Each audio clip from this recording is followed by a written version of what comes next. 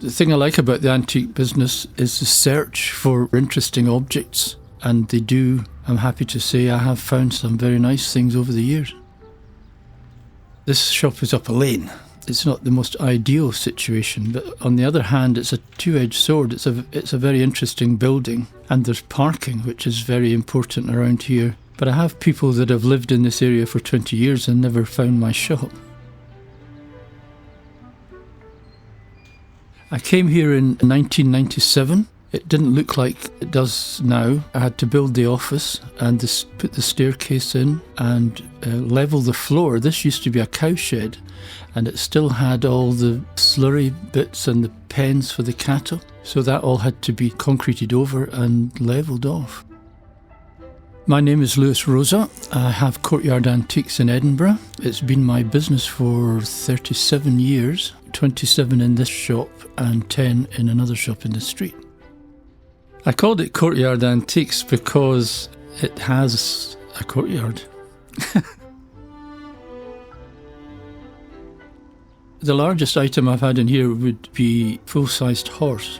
And that came round in an unusual way because I bought a First World War saddle in an auction. I should say that I had a friend, he's now 86, but we would go and view an auction in the morning that used to be in Sight Hill called Shapes. And him and I would go for breakfast, and then we would go to this auction. And I would make a list of the things I wanted, and then he would go along on a Saturday and bid for them for me. So one of the things was a First World War saddle, which is a very distinctive saddle. It's dated 1917. And I also bought there a shabrack, which is a blanket that goes under the saddle, but it's George V, and it's all embroidered and everything with George V Royal cipher and things. I'm lying in my bed one night thinking about these things and deciding, what do I need? I need a horse to put all these things on. So I looked online and could not find anything that looked remotely, in stature to what I wanted. And then, as luck would have it, there was a chap out in Bilston, which is on the way to Peebles, who had a garden centre. And I was driving past, and he had this massive horse made of fiberglass in his yard. And it was in quite bad condition. It had cracks and things, and it was brown and white. I have a big roof rack on my car, and we laid this horse on the roof of the car and drove, which is about 5 miles, with this horse on the roof, which caused a bit of a stir. And then when I got it back here, I painted it black with matte black paint, and then I waxed it. I emphasised the white bits on its face and on its feet, and then I made a board with 4 wheels, so it was like a massive toy, like a pull-along toy.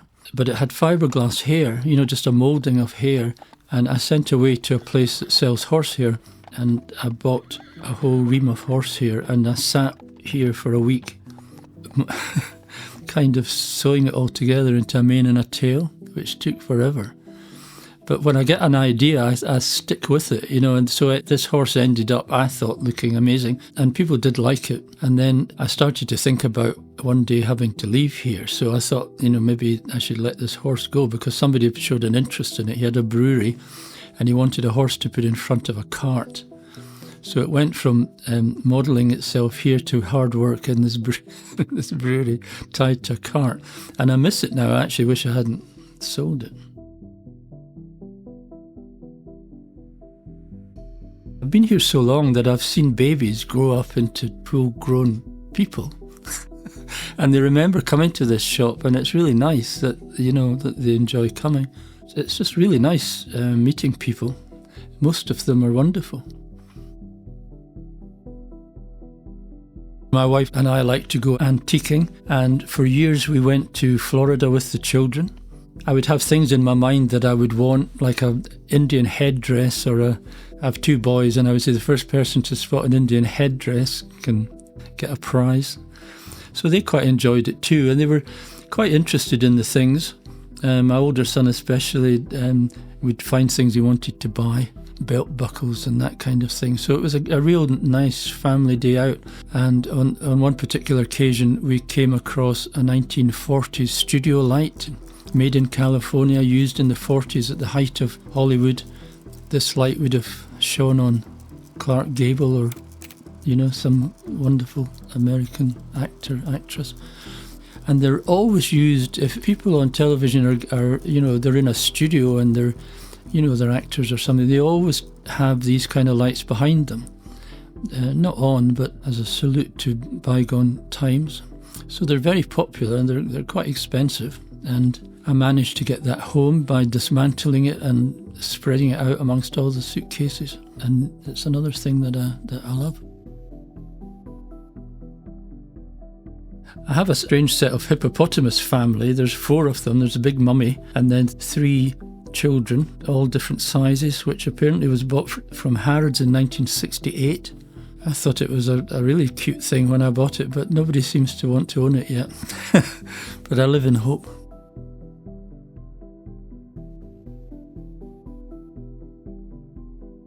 The other thing I was very keen on as a child was pond yachts. We stayed quite near Inverleith Pond and I would go up there quite a lot with different pond yachts. I grew up restoring them, you know, fixing them all up and sailing them.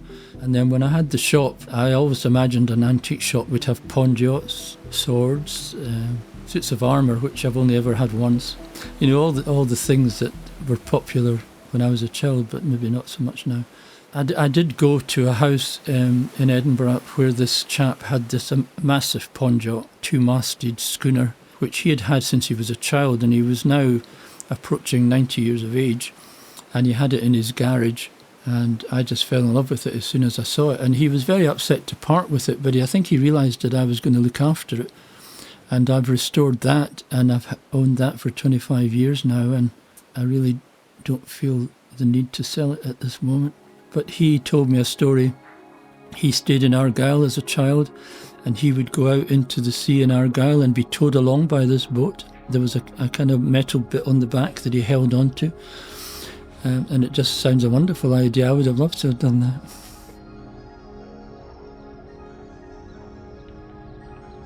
Outside the shop, I have 2 very large palm trees that have been there. I brought them here very early on, maybe the first year or so that we moved into these premises. They were outside my house, and my son, for my wife's birthday, bought her 2 bay trees. So I thought I'd bring the 2 palm trees that were outside the house up here, and it's amazing how they've shot up in the time. They get a lot of sun there in the summertime, and I care for them. And they really add something to the old ambience of the courtyard. They were maybe 2 feet tall when they arrived here, and they had survived outside the house, although I thought they were maybe more an indoor plant, but I have discovered over the years that people do have them around Edinburgh, and there's some even larger than the one I have, but yeah, they were just babies when they came here. The most favourite item I have in the shop is a large wooden 4-blade propeller. The fact that it's a 4-blade makes it quite unusual, and it was from a de Havilland DH4, and the date of that is 1917, which would be the Royal Flying Corps rather than the Royal Air Force, which wasn't assembled until the year after. That, strangely enough, came from Edinburgh Airport. They had a bar in the 70s, and that was on the wall there, and then with reorganising of the airport, the bar upstairs disappeared, and the propeller ended up in a storeroom, boiler room, and my stepbrother worked there, and he was retiring, and they asked him what he would like as a retirement gift, and he said he would really like the propeller, knowing that I would like it. So they gave him the propeller, and I went to the airport with him, and we carried it through the airport, which caused again a bit of a stir, people thinking, God, I hope that's not off my plane, you know.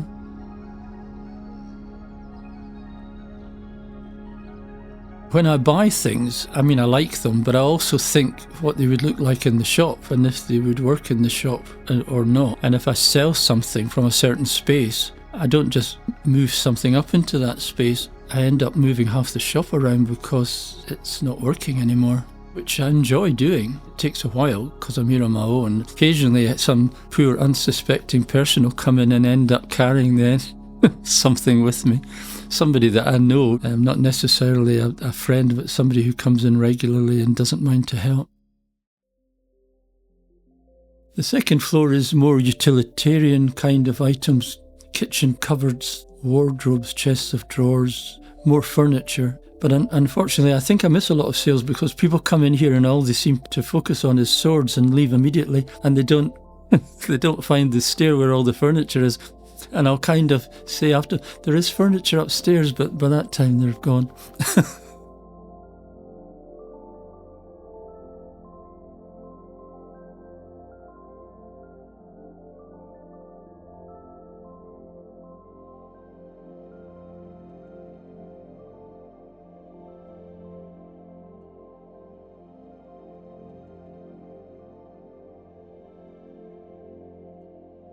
Trying to decide what I want to buy is not difficult because I just know instantly if I like something or I don't like something. And part of that will be how it would work in the shop. I mean, at the end of the day, I want to sell it all. And if I think it's a really wonderful thing, but it's too big or too out of context for what I'm doing. But don't ask me how to explain it because I don't know. I just know immediately when I see something if I want it or not.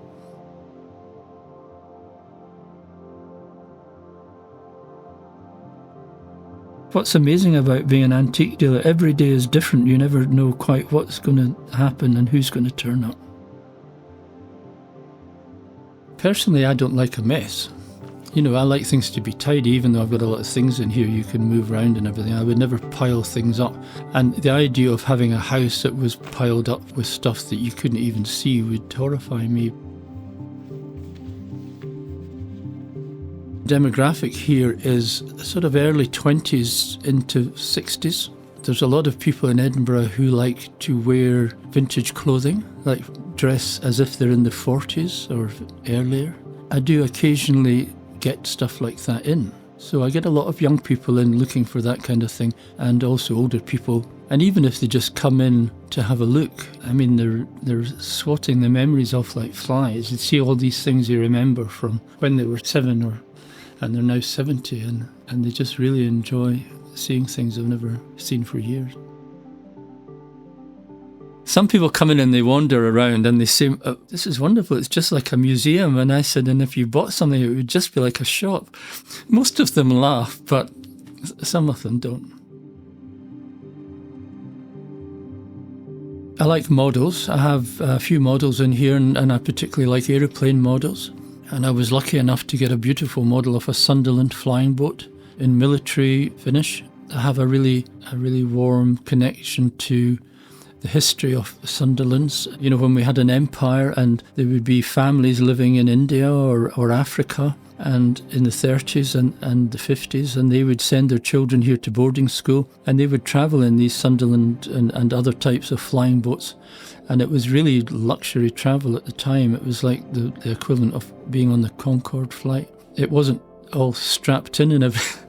They had, you know, some of them had wicker seats and wicker tables and sofas, and, you know, and the service was like from a wonderful hotel. So I just love the idea of these, I wouldn't say poor children because they were probably enjoying their lives, but I don't think I would have liked to have been sent off to boarding school.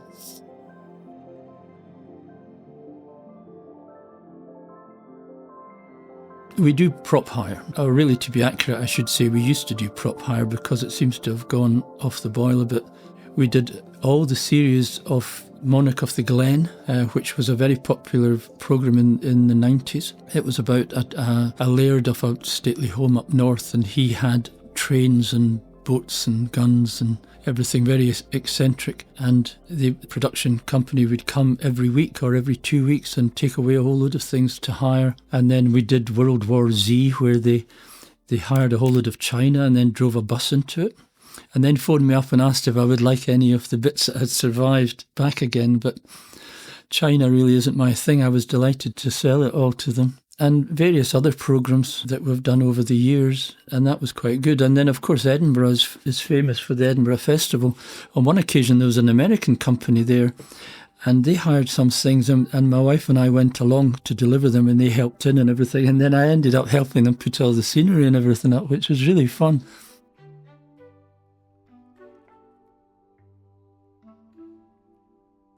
People like to wander around, and even if you stick your head out the door, I've now come up with a new saying. I say, are you happy browsing, rather than can I help you, because that is going to get a negative immediately. But even when you say, are you happy browsing, they almost jump. I'm only looking, and I'm saying, well, that's why I'm asking you if you're happy browsing. And I do leave people to browse, and if I see them hovering on something, I do kind of tell them that I'm always happy to have a deal, But a lot of people like to be left alone, and in 30 odd years I've taken that on board.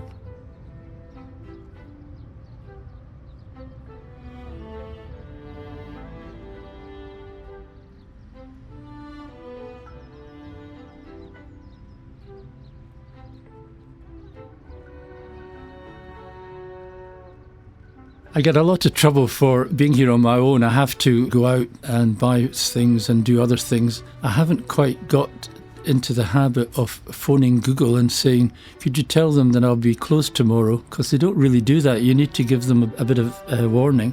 And also, I don't take days off in the pouring rain. I take days off in the sunshine. So I can be here for 6 weeks without a day off.